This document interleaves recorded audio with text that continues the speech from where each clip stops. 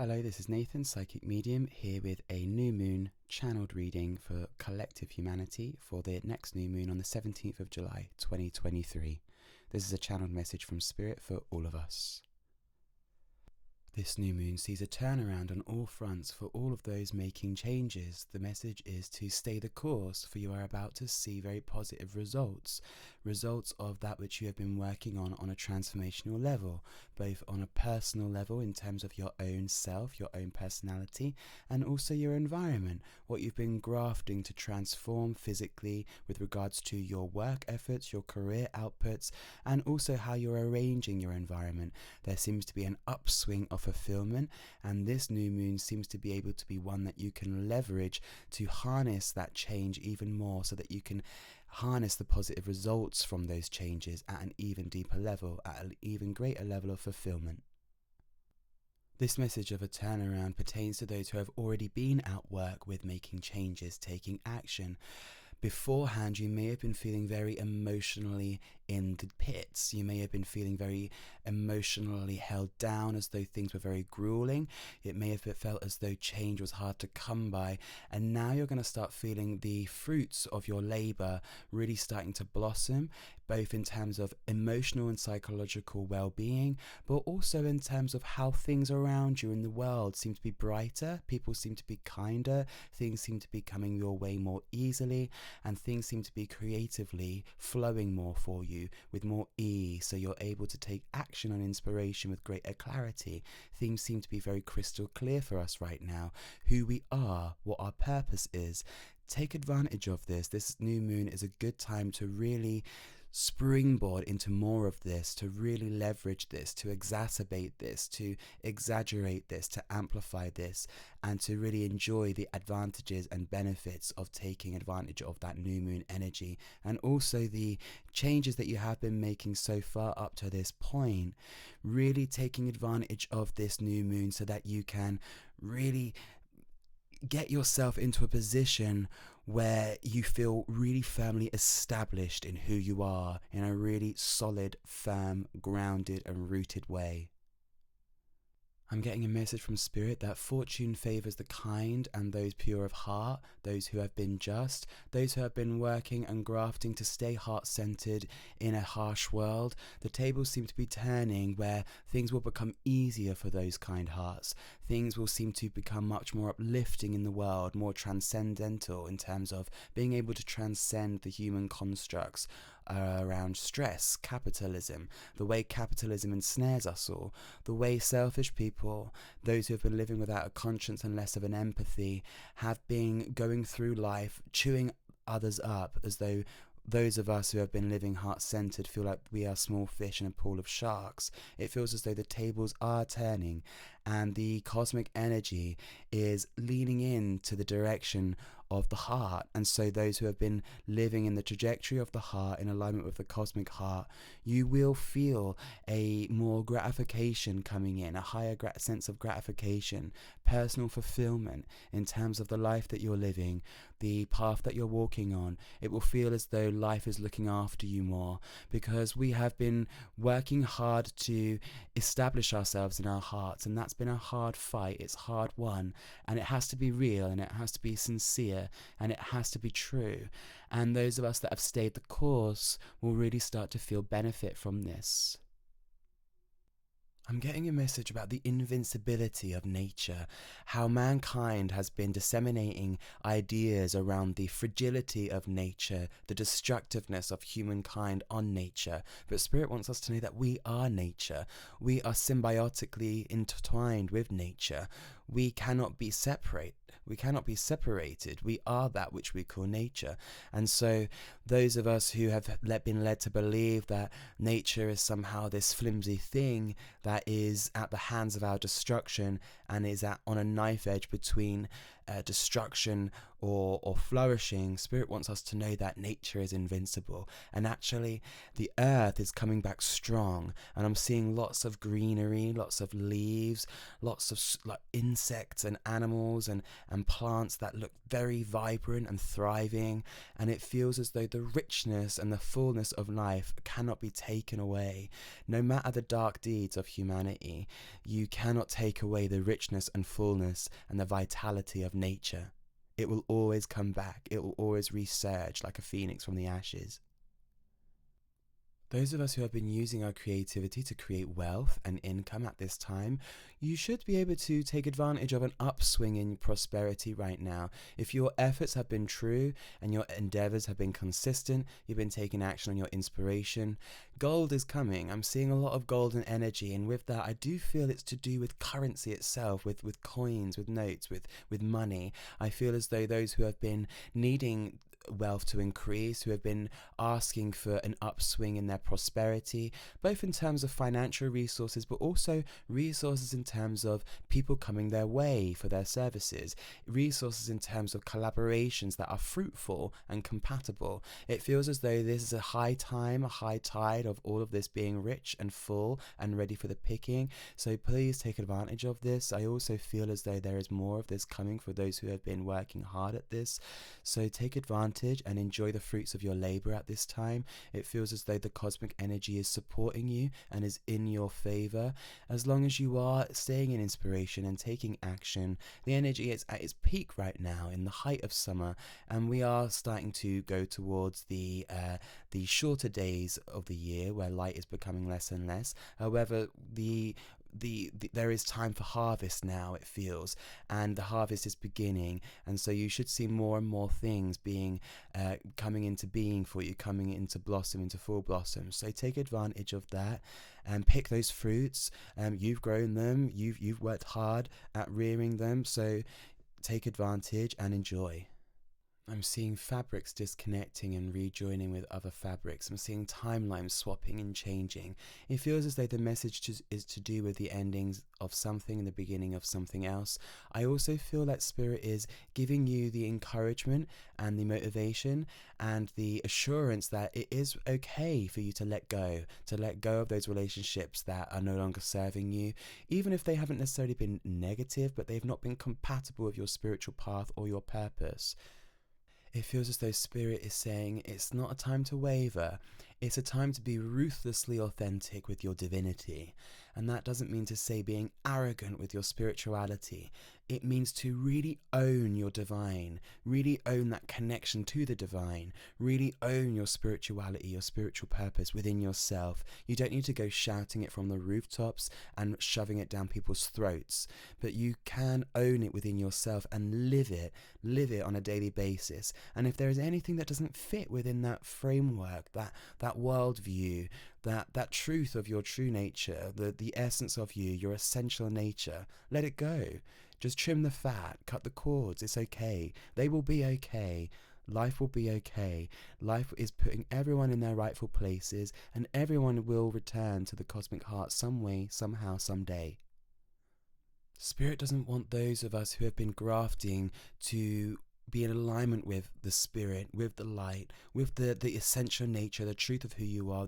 Spirit doesn't want you to waver. Spirit doesn't want you to doubt. Spirit doesn't want you to wonder if you're being too harsh in letting go.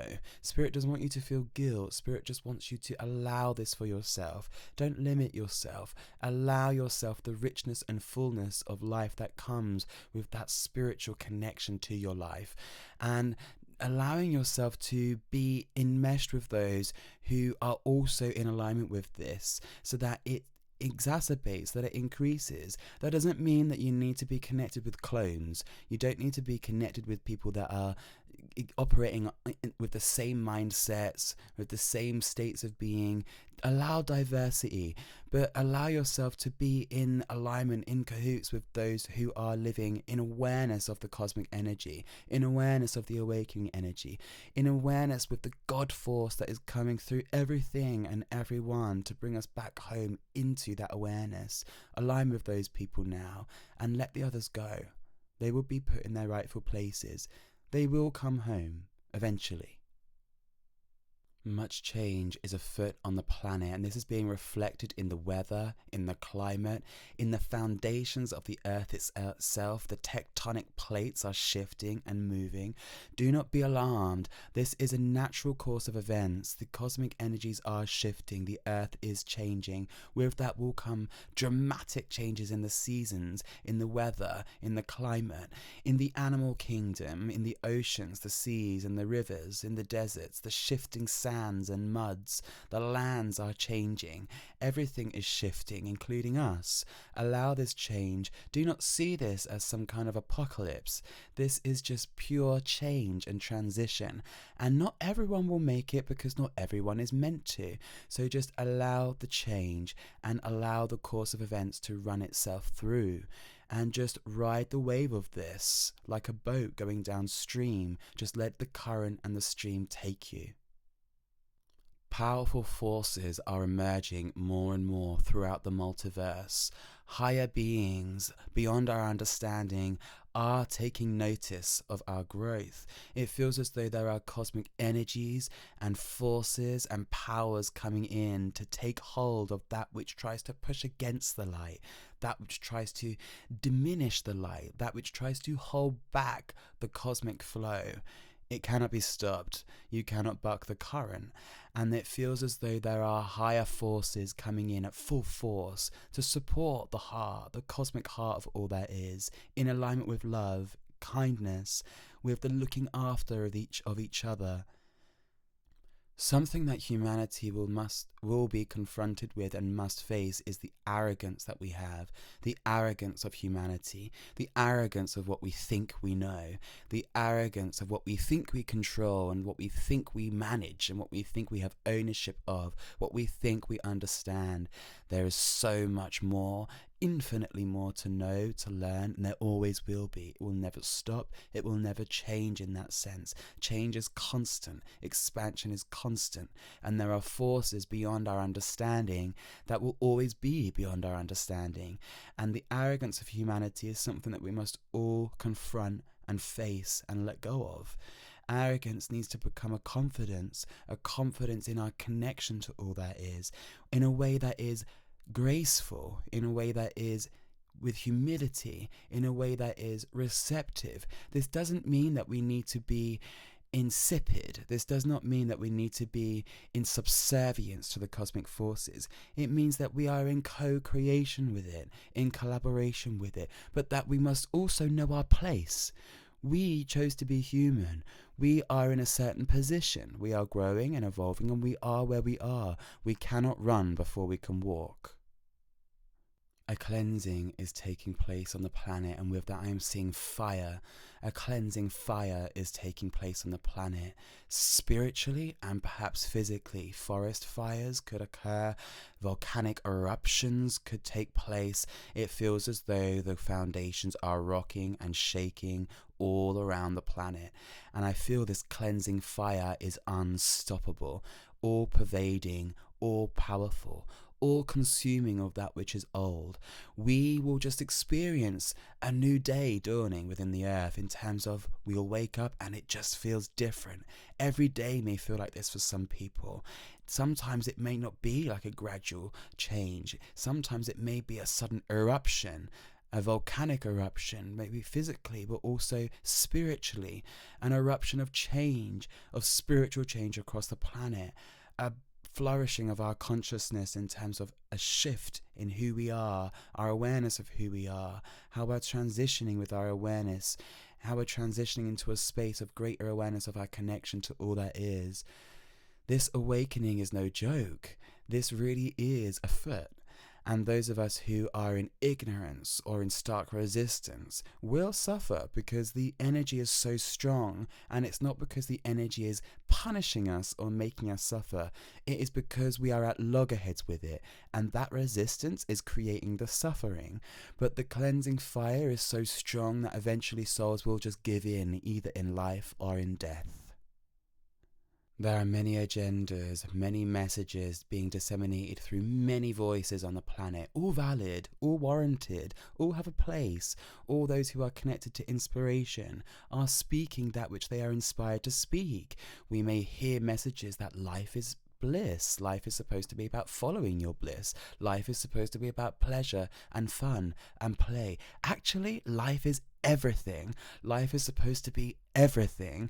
We are supposed to experience everything, that which we are equipped to experience, which we are meant to experience, that which we are ready to experience. The cosmos is not going to force onto us anything that will destroy us.